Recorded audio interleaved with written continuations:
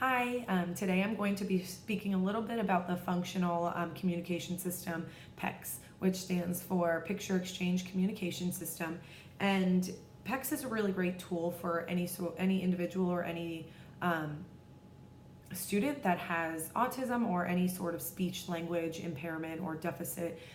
It's really great for individuals that are either nonverbal and have no sort of vocal speech, or students or individuals that have a limited sort of ability to use vocalizations and verbal speech. While PECS is great to be used in conjunction with vocal speech and kind of build that vocabulary in those words, it's not a requirement, which is great because a lot of individuals with autism may not have any sort of prerequisite vocalization. So the fact that it provides opportunities for them to build on that speech without requiring them to have a baseline of vocalizations and vocal speech. So it's a really great tool. Again, PECS stands for Picture Exchange Communication System. So ultimately, the individual is just working on finding an image or a picture or an icon or any sort of picture symbol card that can be exchanged for a preferred item, a task, a want, a need, kind of just express what they need to be saying, but through picture. So it's a really great tool because it can be used with so many different partners, communicative partners.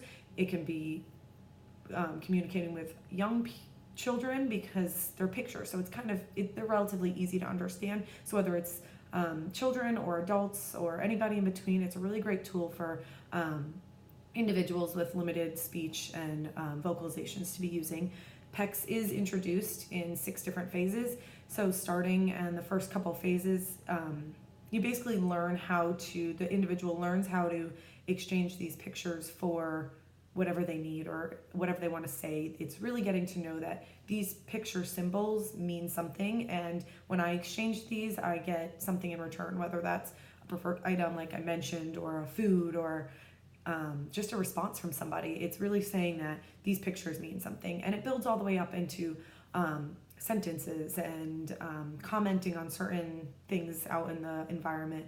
And ultimately, the hope is that these individuals that use these PECS boards do use them spontaneously, so they know that these pictures mean something. I don't have to wait till I want something to use it. I can go up to various partners to express a need or a want. I can request different items. We want it to be a universal tool for them. So I'm going to show you a PECS board I use with one of my students and just kind of explain a little bit about the board.